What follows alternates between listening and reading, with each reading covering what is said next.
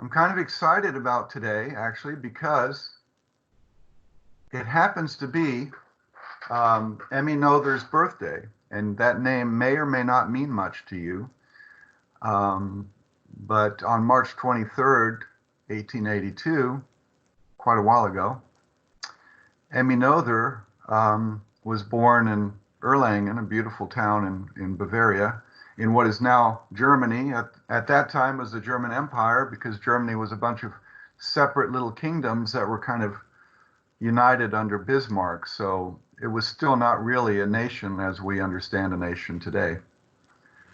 So, and she stands out, first of all, as being one of the first women, if not the first woman in Germany, which, probably puts her near the head of any nation, at least probably in the world, for a woman who had who had attained a doctorate in a subject like mathematics. And what she's noted for is a theorem named after her. And I'm not an expert in this subject. It's always been in the background of my training when I was in graduate school.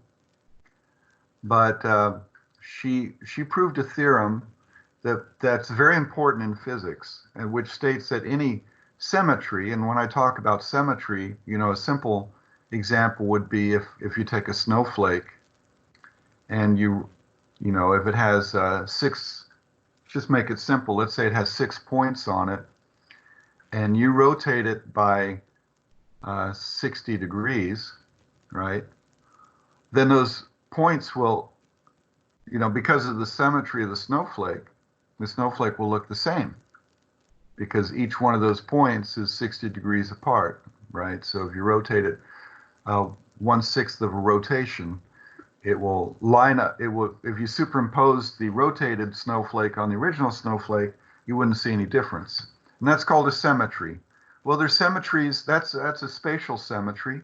And there's symmetries in time. If you have an equation, a law, a physical law, like Newton's second law of motion, that law is true no matter what variable, what value of time you put in it. Anyway, so that means that, and sometimes when we get solutions to problems, you could have two, if it's a quadratic, you get two possible times, right, as a solution. There's a symmetry there in time. And one of the consequences of her theorem, which is a very broad general theorem, is that, for any, well, if a physical law is symmetrical or independent of time, then what it means is that energy is conserved, okay? This is pretty abstract mathematics, but she also, another consequence of her theorem is that if a law is symmetric in space, in position, you can show, as a consequence of that, you can show that momentum is conserved. So for any symmetry, it states it right here on, these are her words, at least translated into English, that for any symmetry that you can, put in a differential equation that describes a physical system, there's a corresponding conservation law. And as you should be aware now, these conservation laws are very important, because if we know something doesn't change, that simplifies the problem a lot. When we look at collisions, one of the simplest collisions to consider is the inelastic collision. And if we know momentum's conserved, then we know what the velocity is of the objects that collided after the collision. Right? So anyway, I wanted to bring your attention to her. She's a very important figure, and just so happened this was her birthday. And several years ago, I copied this. Actually, I made this slide, I think, like 4 years ago. And usually I hide it because it's when I'm in this section, it's not her birthday. But today, again, it is her birthday on this date, during this class. So Google had a special cartoon for her. So that was kind of nice to see that they recognized her and her work. Okay. So, as I so often try to emphasize, oh wait, I'm seeing a message here. Let me see if there's any messages I should be paying attention to. Is the video on hold? Well, is nobody hearing me? Okay, did you? Okay, good. I can hear you. Yeah, Still? why, Johnny, why did you think the video's on hold? Oh, okay. All right. I mean, I'm recording this video, and I have no guarantee that it'll work, but the button's red, so it's recording. And when I exit this, it will process and save and make available, all the nonsense that I'm saying right now. Hopefully it's not all nonsense. Okay. As I keep trying to emphasize, in one way, as I'm sure you'll agree, physics is difficult. We deal with problems, and you have to, there's a bit of intuition in dealing with these problems. But in another point of view, when you get my age and you've looked at these problems so many times, not to say that I don't have my own struggles sometimes, even with your problems. Sometimes I miss something when I try to work some of these problems. So they're not trivial, so don't get me wrong. But the basics of it is all up to this point is still very simple. We've really dealt with the kinematic equations. I could write them down on the paper, but I've done that so many times, I'm not going to bother. So we have the kinematic equations of motion, and we have Newton's second law. Now look here. Here is one of the kinematic equations I use so many times. If you know the acceleration and the change in position, you can figure out, if you know one of the velocities either at the beginning or at the end of the motion, you can solve for the other. Or, if you know the two velocities and you know the distance traveled, you can find the acceleration and so forth, okay? So you don't need to know time in this. And maybe there's in some weird way, maybe this is related to Emmy-Noether's theorem, right? Because time is not needed in this expression, okay? So just keep that in mind. And this just occurred to me right this minute. So thank you, Emmy, for that insight, okay? Now, if I take Newton's second law, and, well, if I multiply both sides, okay, so here we have this expression.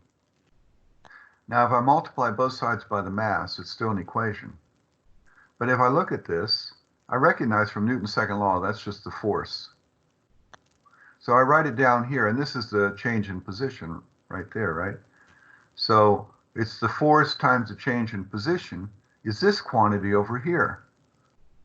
Because I multiplied by mass both sides, I divided by 2. So I have 1/2 times the mass of the final velocity squared minus the mass times the initial velocity squared.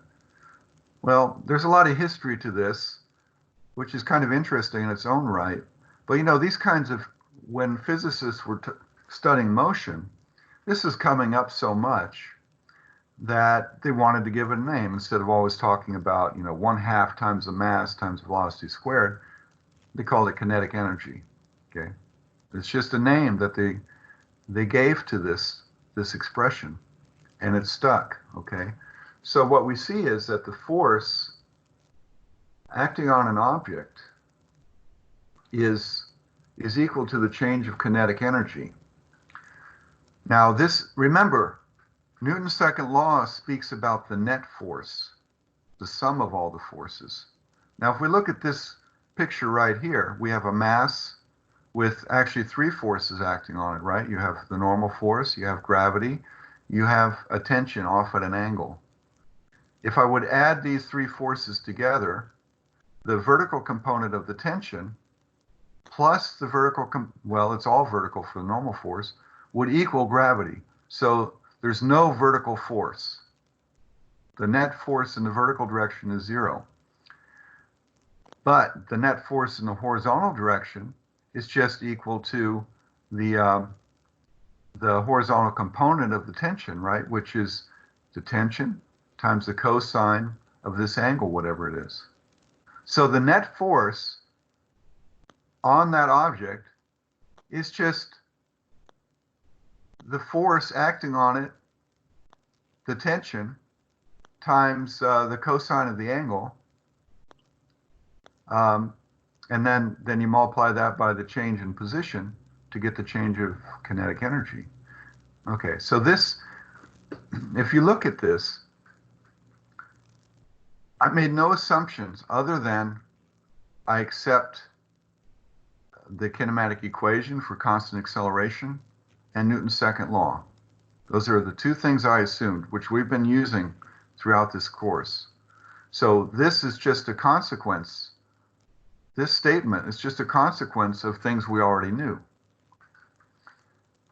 So this is called the work energy theorem or the work energy principle. This quantity, just like we gave a name to 1/2 mv squared, we give a name to force times the change in position, and we call that work. The units are the same. This is newtons times meters, okay? So the units are the same on both sides of the equation, as they have to be. But this is kind of like, it's good to see these relationships. You know, if you remember, now I will use my pen here. I can bring the camera up. And, you know, if I talk about something and you don't see it, post a message or speak up, okay? Because I see what I see, but I don't always know for sure that you're seeing what I see. But I guess I think I have a little window down. Well, no, I can't even trust that. Okay, so what I want to remind you of is this, that we had this quantity called impulse, which was the change of momentum, right? So this was the final momentum minus the initial momentum. And momentum was basically the mass times the velocity, right? So I'll write it as mass times the change of velocity, right? So this is kind of similar to our kinetic energy. So instead of making up some name like impulse, in the case of energy, we say work. Work is the change of kinetic energy.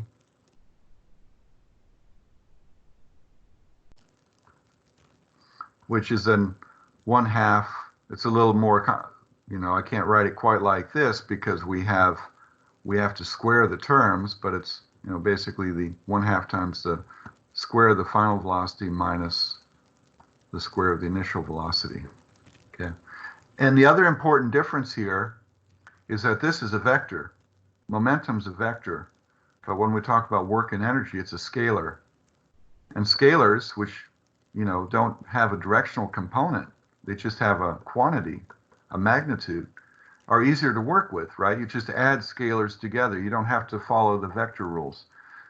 That's why physicists like energy a lot, because energy can be used. There's really, in a sense, no new content here. Remember, we got conservation of momentum from Newton's second and third laws.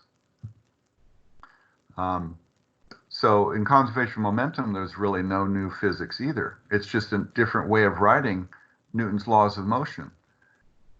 Work and kinetic energy are obtained from the kinematic equations, and again, Newton's second law.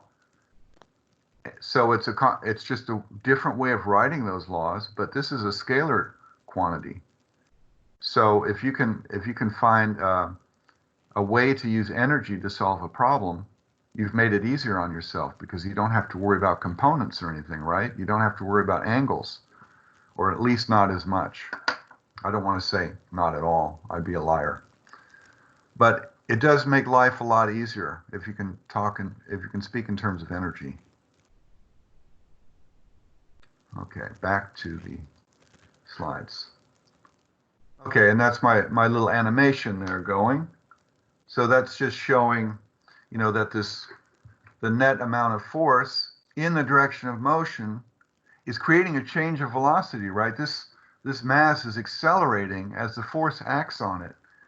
That while it's moving under a force, work is being done, and that work that's done by this tension on this mass gives the mass the mass gains kinetic energy by this process, right? That's what I tried to show there. And this is just another way of writing it, and an animate or an illustration of somebody pulling a box, a crate, applying a force at an angle, but the crate is moving horizontally. So the only part of the force that matters is the horizontal component. That's why you have F cosine theta.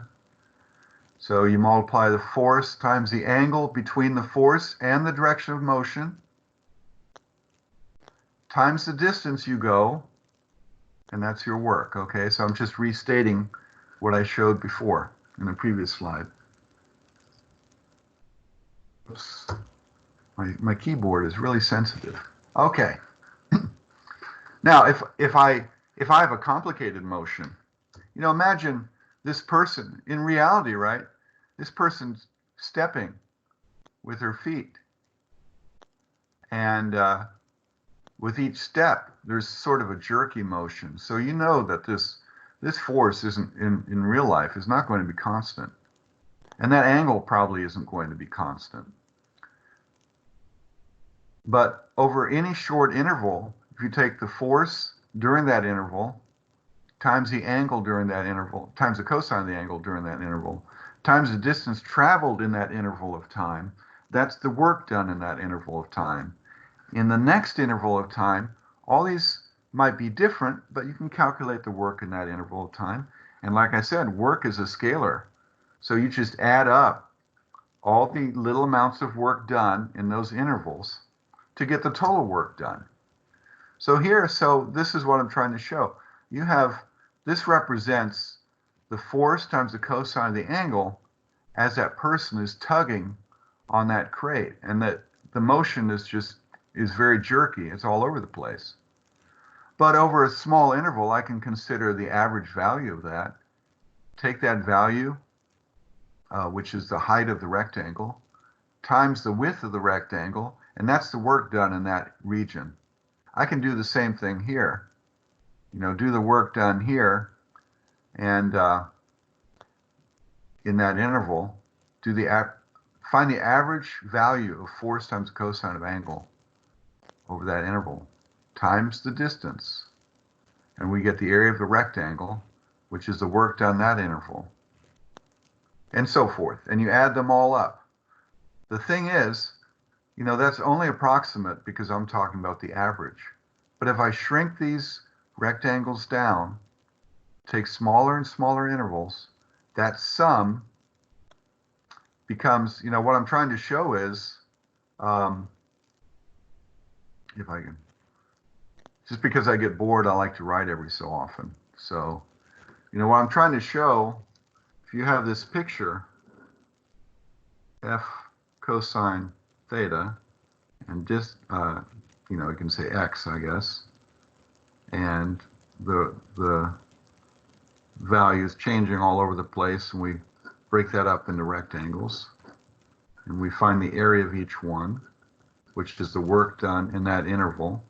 Then I could write the total work as the sum, I equals 1 to n, where n is the number of rectangles, times the force, whatever it is in that interval, so I put a subscript there because that force changes, times the cosine of the angle in that interval, times, you know, let's just make it easy on ourselves and say that we're looking at uniform intervals. So each interval is the same width, delta x.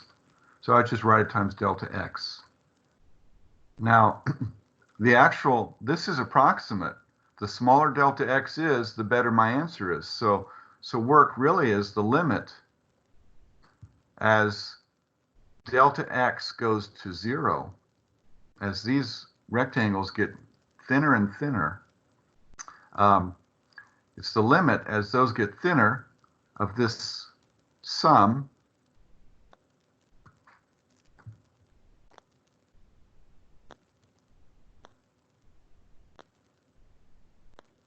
I don't need a subscript there. Ignore that. No subscript for delta x because all the delta x's are the same. But now I'm going from 1 to n, but n goes towards infinity, right? The number of intervals goes towards infinity as the width of the intervals gets smaller. So what this becomes is an integral of f cosine theta dx from x equals whatever the initial position to the final position, or I could just say x0 to x, like that. Okay, so this becomes an interval. So this is a more general way of writing what work is, because these quantities in real life tend not to be constant. They're changing all the time, but that doesn't prevent us from calculating the amount of work done. We just have to do a little more work. Mental work, not physical work, hopefully. Let me remind you, I do have these links here that if you click on them, they should take you to the relevant section of the reading. Of course, okay, there we go. I just want to make sure it works. So these links, so here we go, and it's talking about work done.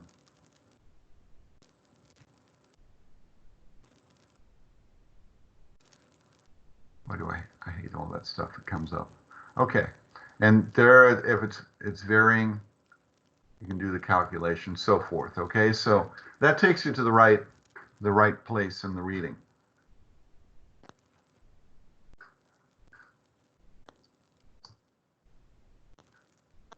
Okay, well, here's a problem actually. Maybe we can work a problem together. So, and again, it's very quiet out there. If there's anything, that I went too fast on or didn't make sense, this is like as close to a classroom as we can have. So don't hesitate to raise your hand by speaking up or posting a message, and I can address it. All right. So I want this. I don't want us constantly talking back and forth, but I want it slightly interactive because, this is supposed to be better than just me talking and you listening, which I can do just by making Panopto videos. Okay, I'm getting my scrap paper here, try to work this problem using this work energy principle. So I'm going to write down notes on my paper. We have a 5 kilogram ball.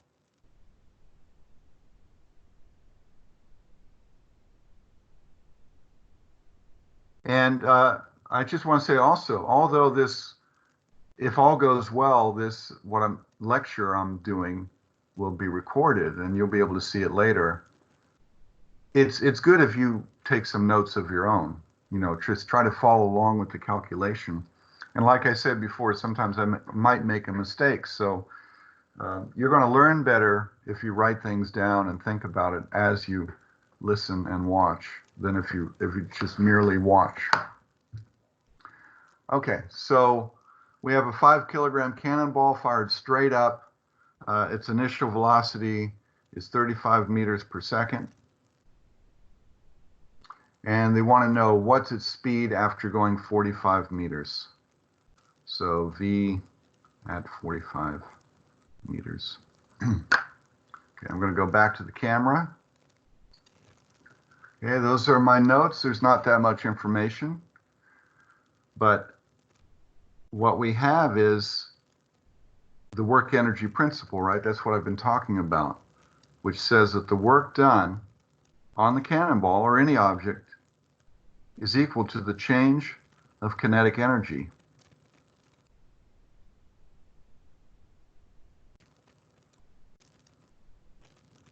Okay, well, we know what the mass of the cannonball is. We're told that it's 5 kilograms.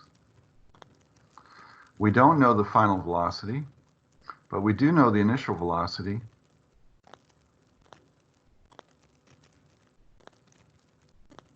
And that's equal to the work done. So if I can figure out what the work is, how much work was done on it, then I can solve for this. I mean, let's go ahead and just let's do that. Let's rearrange things so we can solve for the velocity.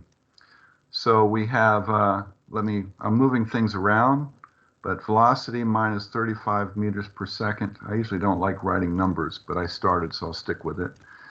V squared minus, so just that is equal to, if I multiply both sides by 2, twice the work divided by 5 kilograms. Okay, that should be true. And then add this to both sides, so V squared equals twice the work over 5 kilograms. Wish I had the electronic whiteboard. I could just erase that. I mean, I know I do through Teams, but it's kind of hard to work with. At least you won't be able to read my writing at all if I do it.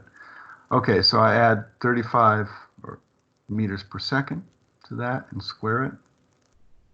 Okay, so that means that the velocity would be the square root of twice the work over 5 kilograms plus 35 meters per second squared. Hopefully, if I didn't make any mistakes. All right, so what is the work? Well, we have a cannonball. And can anybody speak up, how many forces are acting on this cannonball after it's launched straight up? The acceleration going up and gravity. Okay, is there... Oh, wait, no, actually, yeah, just gravity. Just gravity, good. Right, there's only... I mean, we're assuming there's nothing stated about drag in this problem. So, you know, unless they explicitly say something like that, you can safely assume that you don't need it for the problem. So again, in the real world, there would be atmospheric drag, but it's not mentioned in this problem, so we can neglect it. So you only have gravity, the force of gravity. Well, remember, the work is the force times the distance traveled. Now, in this case, it'll be delta y. Okay, we're going in the vertical direction, so let's call that delta y. Times the cosine of the angle between the force and the direction of motion. So, what is the angle here? Somebody speak up. What's the angle I want? What's the angle between the force and the direction of motion?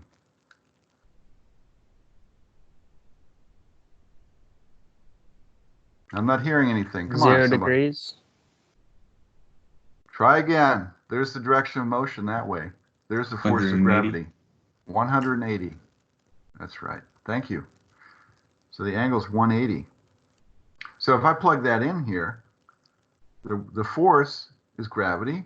So we can say it's 5 kilograms times 9.8 meters per second squared times this.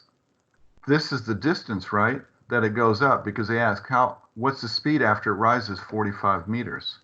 So we have delta y is 45 meters. Okay, that was information that was given to us. So I put that in here. So that's mg times delta y, mg delta y, times the cosine of 180. And the cosine of 180 is easy because the cosine of 180 is -1. So this is minus 5 times 9.8 times 45. And the units would be kilograms, meters squared per second squared. And I can multiply that out real quick. 5 times 9.8 times 45. So that's 2,205, but with a minus sign, 2,205. And by the way, you know, we get tired of writing this unit all the time because it appears every time you talk about work or kinetic energy, this unit comes up, these mixed units. So we just call a kilogram meters squared per second squared. We give that a name, and that's equivalent to a joule. Professor, That's we our can't see unit. your calculations. Well, they're not that important, but yeah, I'll hide them. See, all I'm saying is that the units, we give the name to the units, and that's joules. And it's good to know. Now I know that you actually see my calculator too. So everything on my desktop is being shared. All right. So this is negative 2,205 joules. That's what we can plug in here. So the velocity of the cannonball after going up 45 meters is, well, we have to keep our sign here. So it's minus 2,205 joules over 5 kilograms plus 35 meters per second squared. So I'll go back to my calculator. Make room here so you see what I'm trying to calculate. So that's the energy right there. I have to make it negative. I'll divide it by 5 and add to that 35 squared. Thank goodness it's a positive number, 784. The square root is 784 meters squared per second squared. And I'll take the square root of that. 28 meters per second. If I made no mistakes, should be our answer. So let's see. Okay, here I go with the steps. They rounded it off. I had 2205. They call it 2210. Okay, they calculate the, they do the kinetic energy. There's the kinetic energy plus work. And they get 18. And I got 28. So I went wrong? Where did I go wrong here? 45 meters, 2210.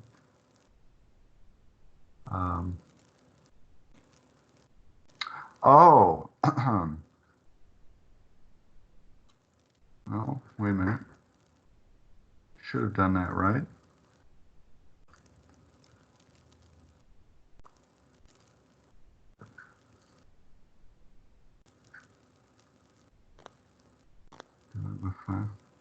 Anybody see where I went wrong somewhere?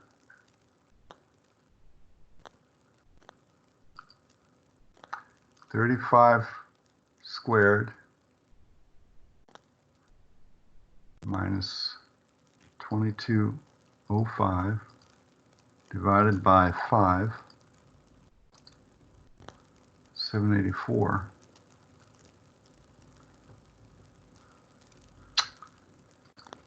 I got the distance, I got the mass right. There's the 35.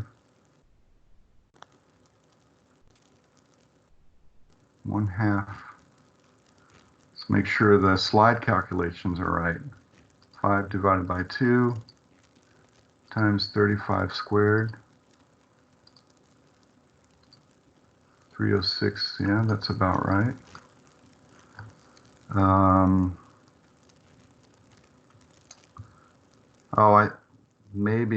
Hold on a second. I think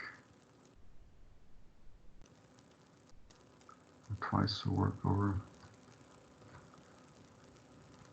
Oh, no.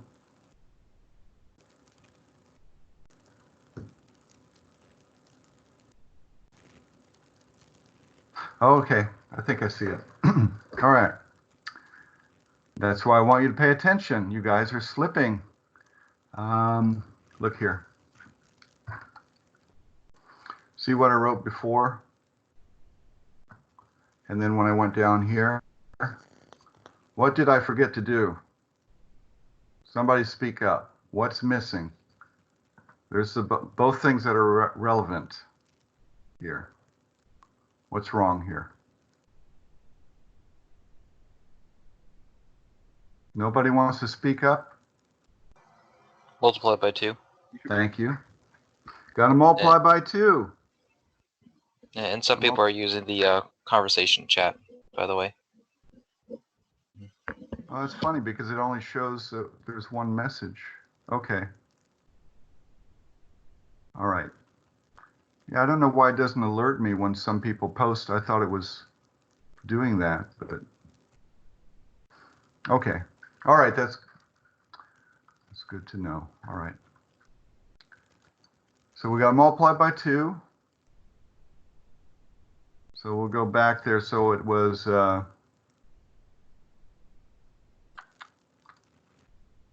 calculator. Okay, so we'll take that 2205 again times 2. I got to, oh yeah, times 2. Okay. So that's 4410. Divide that by 5. Now that's negative. And then I add to that 35 squared.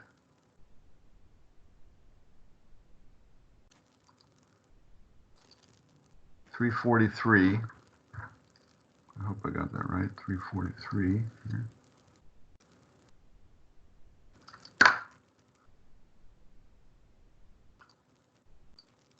Okay, now we get 18.5. All right, that's better. And they said 18, but they did some rounding. So actually, more accurately, it's 18.5. Okay, any questions on that? Let me look at the chat to see if there's any messages. Right. Maybe the slides are wrong. That's very nice of you. Okay. All right, I think that's probably enough for now because it's almost 9:50, and I don't want to get into a whole new thing